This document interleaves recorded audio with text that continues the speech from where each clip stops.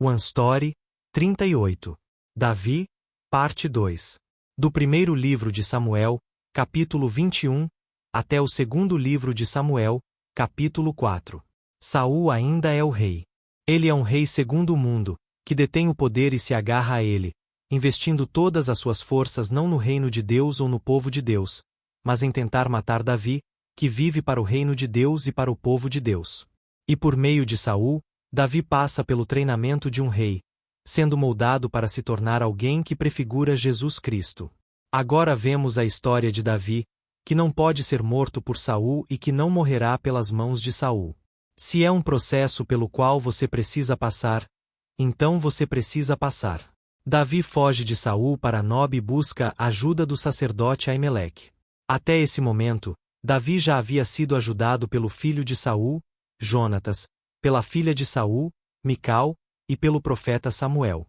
Claro, foi Deus quem moveu essas pessoas para ajudar e proteger Davi. Por meio de Aimeleque, Davi recebe alimento e a espada de Golias. Ainda com medo de Saul, Davi foge para Gate, a terra natal de Golias. Já não havia mais onde se esconder em Israel. O rei Aquis de Gate o recebe, mas seus servos lembram quem Davi é, aquele sobre quem as mulheres cantavam. Saul matou milhares, Davi dezenas de milhares.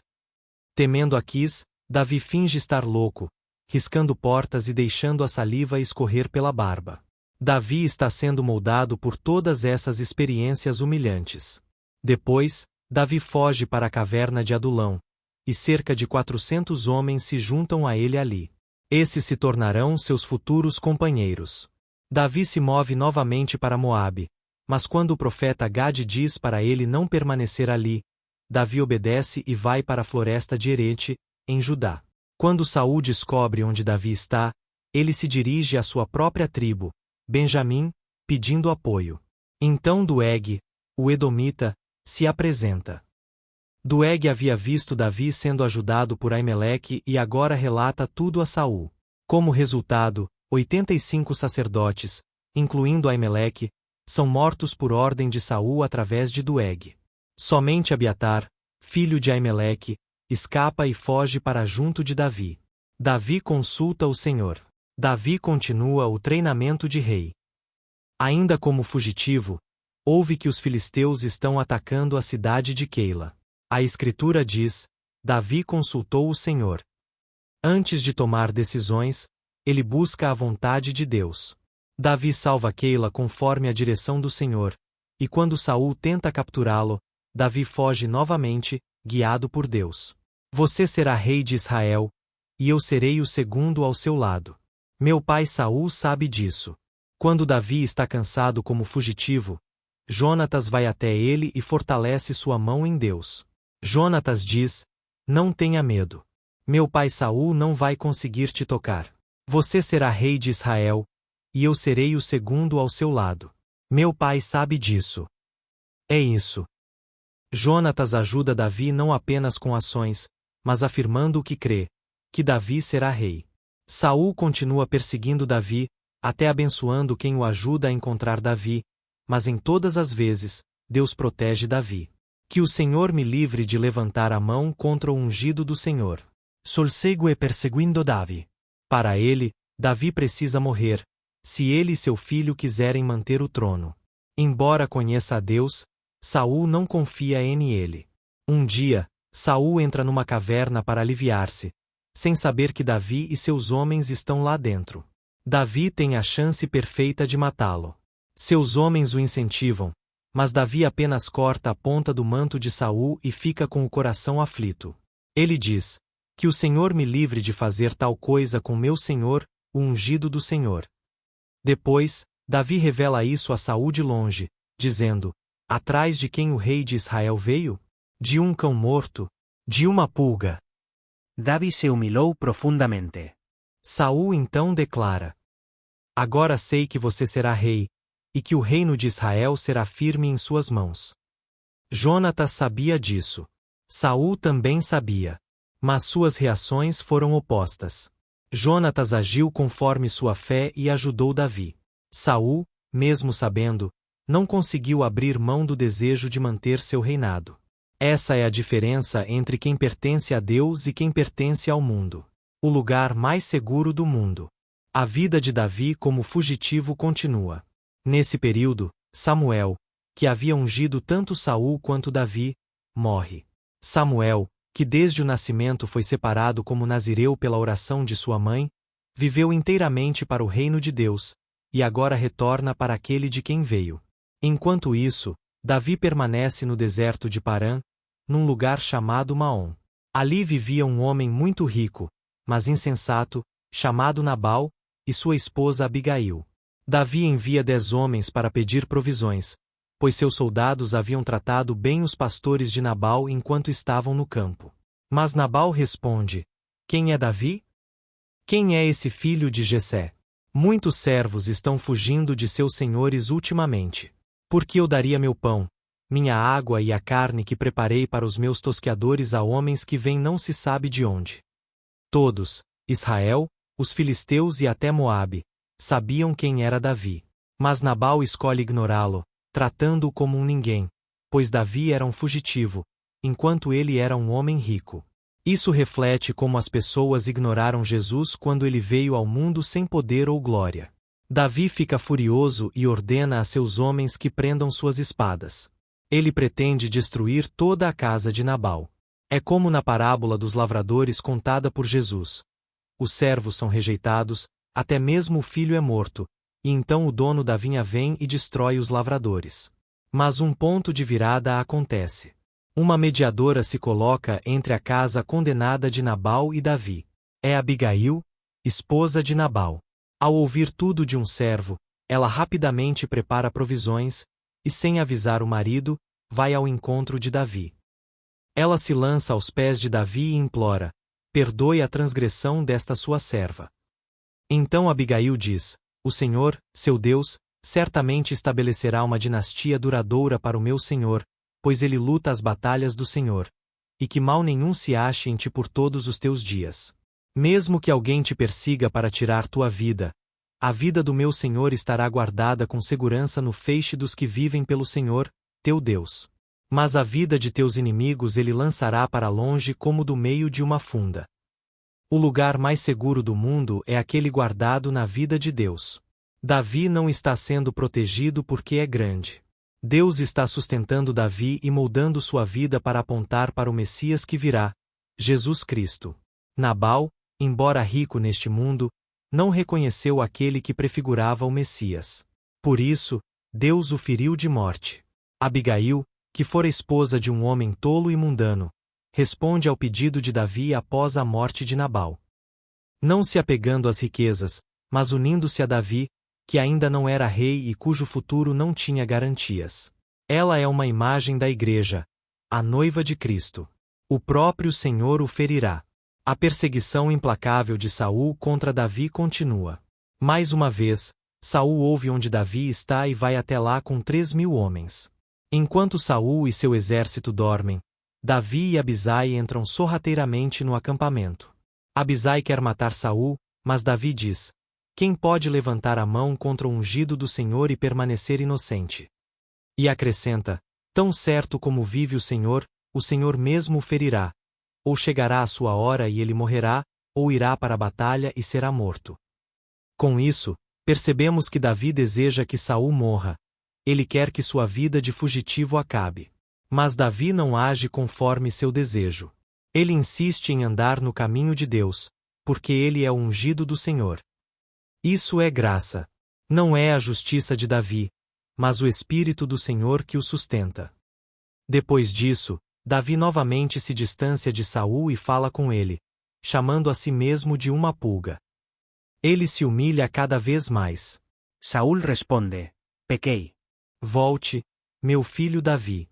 Hoje você poupou a minha vida. Por isso, não tentarei mais fazer-lhe mal.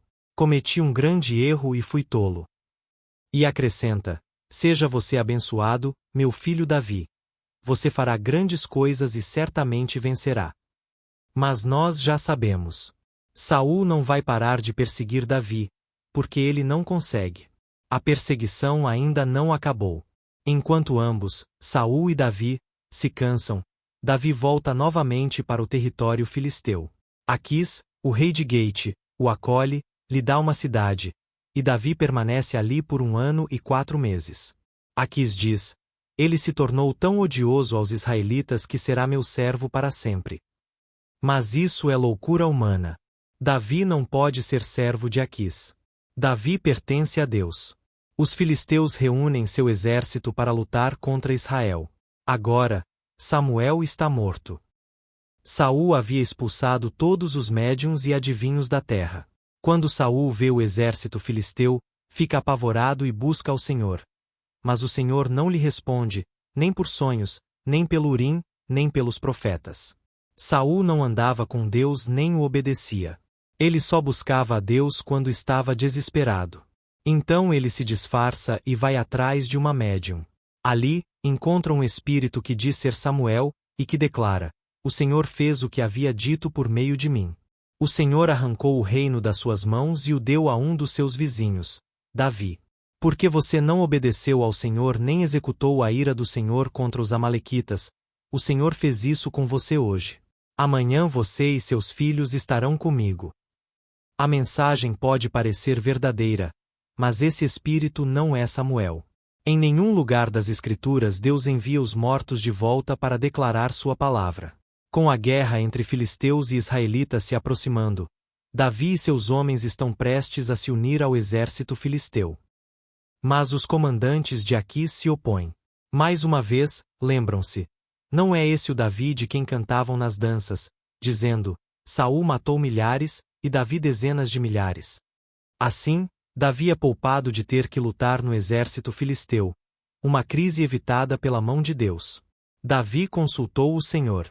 Davi voltou a Ziclag, a cidade filisteia onde estava morando, e a encontrou queimada, com suas esposas e filhos levados cativos pelos amalequitas. Em meio a essa crise, Davi encontrou força no Senhor e consultou a Deus. Ele saiu para a batalha contra os amalequitas e voltou vitorioso. Diferente de Saul, que também consultava ao Senhor mas não recebia resposta, a comunicação de Davi com Deus estava sempre aberta. Mais tarde, Davi diria: vamos trazer de volta a arca do nosso Deus, pois não a buscamos nos dias de Saul. Buscar a Deus apenas quando nos convém não é comunhão, é exigência. E isso é maligno. Para que os incircuncisos não venham me humilhar. A batalha entre os filisteus e Israel, da qual Davi e seus homens não participaram, terminou em uma grande derrota para Israel. Como Davi havia dito: o Senhor o ferirá, ou chegará a sua hora e ele morrerá na batalha. Foi isso que aconteceu com Saul e seus filhos, incluindo Jonatas, que morreram. Gravemente ferido, Saul disse ao seu escudeiro: puxe a sua espada e me atravessa, senão esses incircuncisos virão e zombarão de mim. Então ele caiu sobre sua própria espada e morreu. Mesmo na morte, Saul não conseguiu escapar de si mesmo. Assim morreu Saul, um homem que viveu para este mundo, apegado às coisas deste mundo, como servo do mundo.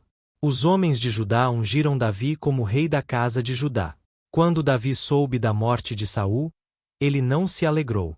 Lamentou e chorou com um cântico por Saul e Jonatas. Depois, consultando o Senhor e seguindo sua direção, Davi foi para Hebrom. Ali, os homens de Judá ungiram Davi como rei da casa de Judá. Mas Abner, comandante do exército de Saul, tomou Isbosete, filho de Saul, e o fez rei sobre todo o Israel.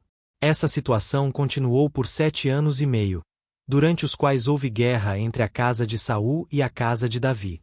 A casa de Davi se fortalecia, enquanto a casa de Saul se enfraquecia. Durante esse período, Abner ganhou cada vez mais poder dentro da casa de Saul e acabou dormindo com Rispa, concubina de Saul. Isso não foi apenas um caso, foi um ato político. Dormir com a concubina do antigo rei significava reivindicar o trono. Foi por isso que Absalão mais tarde dormiu com as concubinas de Davi, e por isso Salomão mandou matar Adonias por ter pedido a Abisag, que havia servido a Davi. Esse ato causou uma ruptura entre Abner e Isbosete, e então Abner procurou Davi: faça um acordo comigo, e eu lhe trarei todo o Israel. Abner já sabia que Davi era o escolhido para ser rei sobre Israel. Davi concordou, com a condição de que Abner trouxesse de volta sua primeira esposa, Mical, filha de Saul. Abner se encontrou com os anciãos de Israel e depois viajou até Hebrom para se reunir com Davi. Porém, ao sair dali, Joabe, comandante do exército de Davi, matou Abner, em vingança pela morte de seu irmão Asael. Davi lamentou publicamente por Abner, compôs um cântico de lamento e declarou que a culpa pela morte de Abner estava sobre Joabe e sua casa. Mais tarde, Davi instruiria Salomão a lidar com Joabe por causa desse crime. Depois da morte de Abner, Isbosete foi assassinado por 2 de seus próprios capitães. Eles levaram sua cabeça a Davi, esperando uma recompensa. Em vez disso, Davi mandou executá-los. Assim, Saul, Jonatas, seus filhos e Abner morreram. Restou apenas Mefibosete, filho de Jonatas, aleijado dos 2 pés. A história de Saul, que se apegou ao mundo e ao poder, chega ao fim.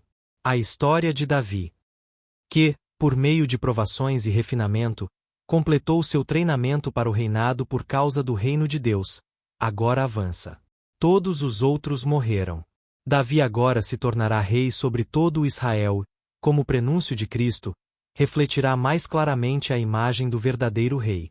O zelo do Senhor continua a história.